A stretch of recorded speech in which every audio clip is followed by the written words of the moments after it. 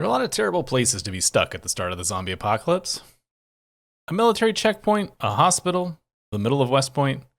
But among the worst would be the top level of a skyscraper. So in today's Zomboid video, we'll be helping one Miss Sky Susanna Crapper, heir to the John Crapper fortune, escape from this building. If you want to pause and look, these are the skills and starting traits. I'm running a few mods, but nothing that should upset the balance of the game too much. The game started with Sky on the balcony of the penthouse. I guess I naively thought I would have a minute to get a lay of the land, but the zombies were already breaking their way out of the building, onto the balcony. It was too many to fight, so I decided to try and get them to fall over the railing. I knew it was possible, but I wasn't sure of the best strategy. It seemed to me that the indent in the railing was the best bet, so I moved back and forth watching the zombie rain begin. Venturing inside, I was almost immediately jumped by more zombies. At first it was just a couple, but pretty quickly the balcony was crawling with the dead again. I could tell there was some sort of trick to getting them to jump off the building, but I hadn't quite figured it out yet. So I was probably a bit inefficient at clearing the place out. Occasionally, I would have the clear space to actually stomp a zombie to death, instead of sending them over the edge. The zombies slowed down to ones and twos, so I took the opportunity to gather a bit of loot from them. Finding a surprising number of guns, but more immediately useful, a shoulder holster, and a fanny pack. It was interesting to me how there would be lulls in the flow of the zombies, and then sudden influx of a large group. I couldn't help but wonder about the pathing mechanics, and why it was turning out that way. Around midday, a zombie showed up with a hatchet in their shoulder. Luckily, the flow of the zombies at the moment was slow enough that I was able to kill it directly, and have time to grab it off their corpse. It was at about 50% condition. I officially had a weapon now, even if only temporarily. Making my way into the bathroom, I found an empty bottle in the trash, which will be helpful due to Sky's high thirst. I wonder how long the power and water will stay on. As the day was progressing, I was starting to see more crawler zombies showing up. I suspect that these were the result of the falling zombies that were injured and not killed, making their way back up to me at the penthouse. It was while clearing up these crawlers that I started to notice that multi-hit appeared to be on in this challenge. I don't usually play with it, but I also didn't try and alter any of the challenge's settings. Well, I guess that will make this marginally easier. I looped around the balcony to check to see if any surprises were waiting for me, then ventured inside. Turns out there was a level above the one we started on, so I went up to check things out. There were a few zombies up here, and a few more followed me up, but it was mostly a quiet living space where we would likely sleep for the foreseeable future. The rest of the day was spent checking the massive number of zombies for anything useful. There wasn't much, mostly just a few fanny packs and guns. The guns were coming because of Authentic Z. One of the special zombie types it creates is a private eye zombie which carries a small caliber gun. Since Sky doesn't have any skill with guns, they aren't going to be very useful, except as a noisemaker.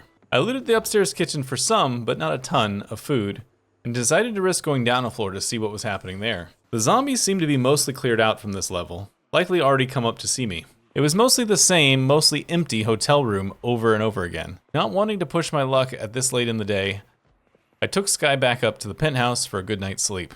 As is often the case in my first day in Zomboid, I didn't time sleep properly, so Sky woke up before 4 a.m. the next morning. Sky made a steak for breakfast, because if the world is ending, might as well enjoy your meal. Checking the penthouse level, there were surprisingly few zombies that had wandered up during the night.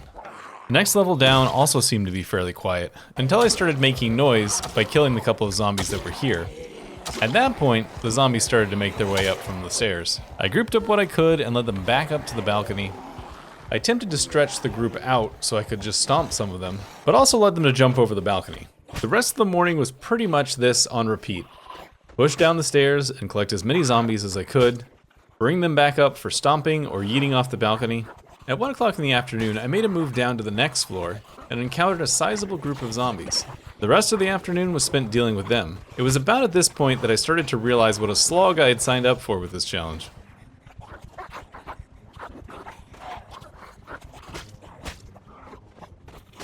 The next morning, as I was pushing down to the next floor, I discovered a laundry room, and in it some better weaponry.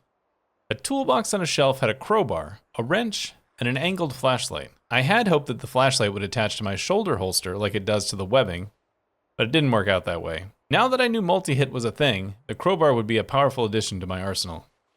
I had thought I was making good progress as I went down another level, leaving the hotel portion of the tower and entering what appeared to be a restaurant level. This brought with it a surge in the zombie population. I spent the rest of the day, and most of the next, in a push and pull with the zombies, aggroing a group and then slowly moving them back upstairs, killing what I could along the way and getting the rest to jump off the roof. I did gain a few upgrades in the zombie smashing. While attempting to hold the restaurant level, a zombie with a duffel bag came up the stairs, upgrading my storage.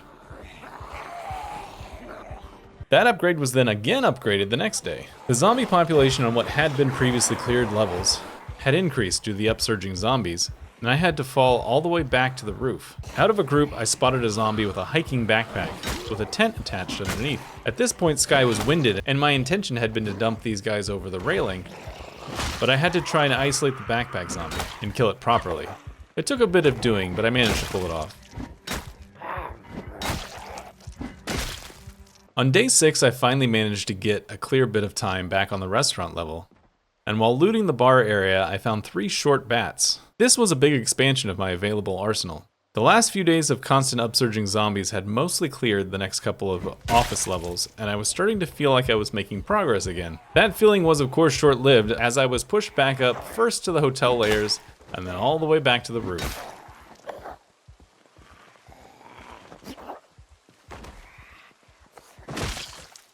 The next morning, a bit of luck came my way. Authentic Z, which is a mod that adds additional clothing types to the zombies, is pretty benign mod balance-wise, but there are a few potential big wins amongst the added zombie types. And I got lucky when the bride from Kill Bill showed up. She comes equipped with a katana. I'm not going to turn this down as I need all the help I can get, but with Sky's non-existent long blade skill, the sword isn't going to last long, so I put it away for the future.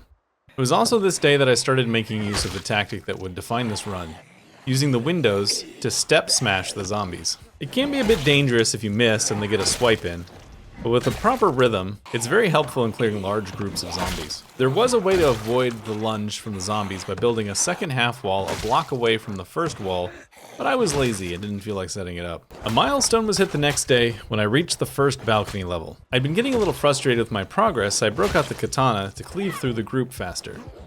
Seeing the large piles of zombie bodies that had fallen from the roof was kind of entertaining. I had begun worrying that I wouldn't make it before they started to rot away. While trying to group up the zombies, I accidentally got stuck on one of the pillars and had an extremely close call, getting hit multiple times by the zombies before breaking free. I lost my glasses and got multiple injuries, including a neck laceration that I only just barely managed to get bandaged before I died. Thankfully, I had thought ahead and already looted an extra pair of glasses. I normally play with the game set so that if you get zombie infection, you die instantly, but this scenario wasn't set up that way.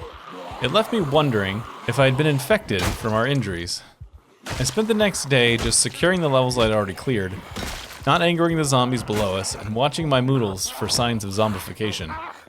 By the end of the day, I was pretty sure I hadn't been zombified. The next day, confident in my non-zombification, I started clearing again.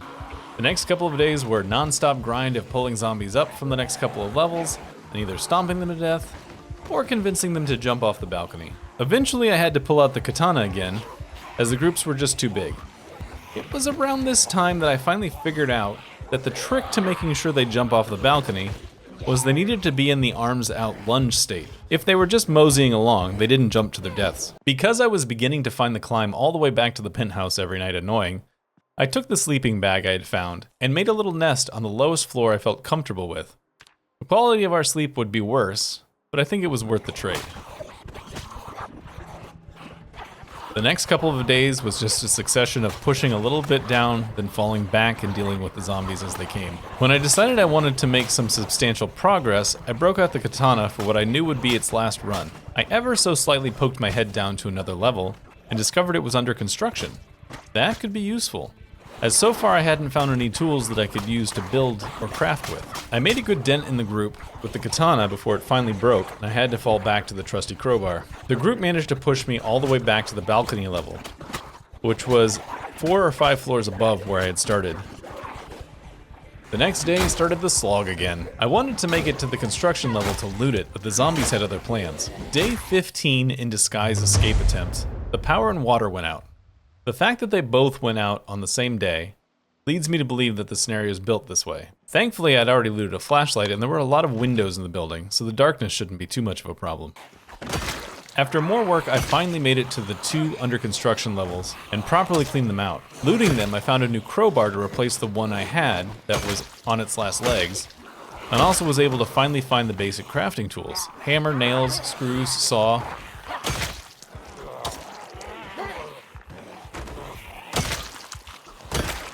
There wasn't much crafting that needed to be done, but it did allow me to finally combine one of the small bats I found earlier with a can and some screws to make a reinforced small bat. It didn't seem to be too much better than the nightstick I had, but I made it myself, damn it. From here, progress downward stalled for a few days. I would push down, and then we met with a new force of zombies coming up the stairs. There was much head bonking to be done, and also a large amount of standing on the other side of the wall framing, stomping zombies as they fell through. Every time I thought I was making progress, I would quickly find myself back on the under construction levels, smashing them Z's. After a few more days, I finally made it to the next balcony level. This one was only a few floors above the street. Trying to get zombies over the railing here was trickier because there was no variation in the balcony.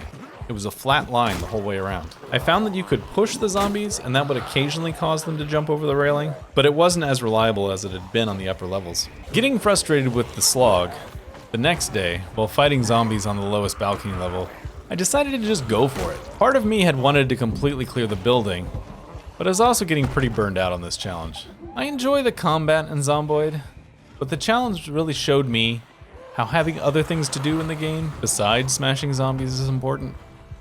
Breaks up the monotony. So when the zombies thinned out a bit, I went for it. Sky ran down the last few levels of the building. The zombies clogging up the area around the stairwells was a little bit higher than I had hoped for, but I was able to dodge and weave through them. Exiting the building, it was funny to see the ghosts of falling zombies dancing around the edges of the building. Some sort of glitch, I guess? From there, it was a run to the bridge out of Louisville. Sky had escaped from the building, but what sort of world awaited her?